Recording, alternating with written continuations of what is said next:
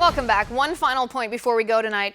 The justification of political violence coming out of the mouths of liberals after Congressman Steve Scalise was shot at a practice for the congressional baseball game. It's absolutely shocking. This is MSNBC host Joy Ann Reid. Listen.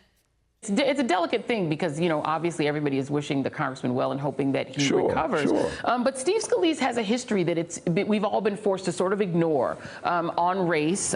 He did come to leadership after some controversy over attending a white nationalist event, which he says he didn't know what it was. He also co-sponsored a bill to amend the Constitution to define marriages between a man and a woman. He voted for the House health care bill, which, as you said, would gut health care for millions of people, including 3 million children. And he co-sponsored a bill to repeal the ban on semi-automatic weapons.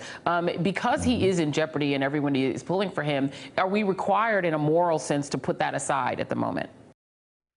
Are you required to put aside the fact that Congressman Scalise doesn't like Obamacare and you do? Yes, Joyanne, you are. Are you morally obligated to condemn this horrific act of violence against an innocent man even though you support gay marriage and he doesn't? Let me make this very clear. Yes, Joyanne, you are.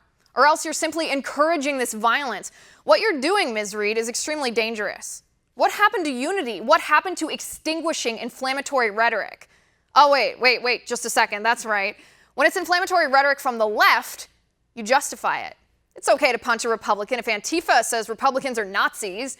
It's okay to pretend to behead Donald Trump since one time Donald Trump made crude remarks on a video. It's okay to shoot a congressman of the United States because a liberal MSNBC host likes Obamacare and Congressman Steve Scalise doesn't. Ms. Reid, what you're doing is attacking a man because you disagree with his politics.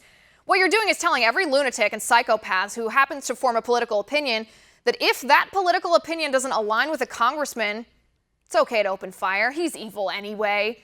That is not how it works in this country. If you want to be able to assassinate your political opponents, maybe think about Cuba or Venezuela or China or Iran or Russia.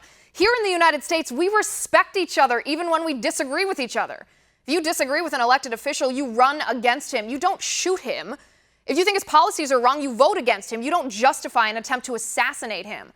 This is exactly what's wrong with the Democratic Party. Joy Ann Reid just put it into words.